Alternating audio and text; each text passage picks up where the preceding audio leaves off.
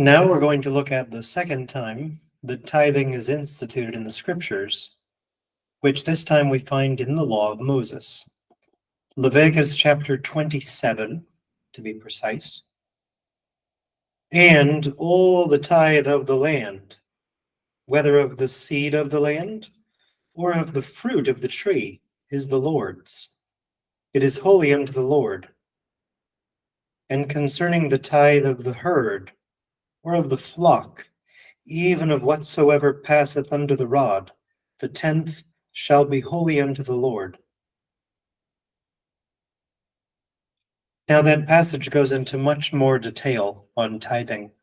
The point that it makes is a 10th or more of everything that you receive with respect to your wealth, your material increase, is the Lord's, and it's a commandment.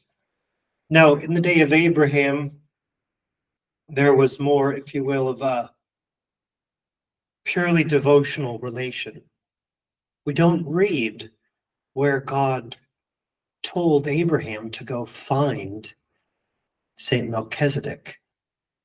Perhaps Abraham just noticed that God gave him 10 fingers and 10 toes, and God gave him a victory, so I'll give at least a 10th of everything that I received to God, because Abraham was close to God and loved God. But then when the Hebrews fled Egypt and were living in the desert, they had to be told what to do about everything, because they were a stiff-necked people, were the Old Testament Israelites. And the Hebrews got a law from Moses which spelled out in great detail precisely what it meant to serve the Lord.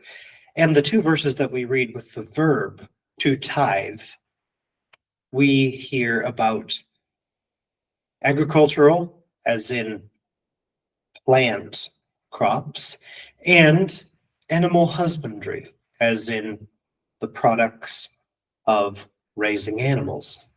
Anything that passeth under the rod, that is, any kind of livestock. So in an agricultural economy, generally speaking, wealth at the level of its immediate reception, which is from the land, is going to be something that was grown or an animal that was raised. And God makes it very clear, a 10th of both, that belongs to the Lord. This is to make sure that they didn't think, well, it's 10% only if it's from the fruit trees. Or it's 10% only if I have sheep and one of them's nice. Nope, it's 10th or more, and always the first fruits. That's what belongs to the Lord. So once again, we see this principle of tithing instituted. Now, there are other principles besides tithing that the Lord has revealed to me. There are 8 principles, not surprisingly. There are 8 of them. But tithing is the most important one.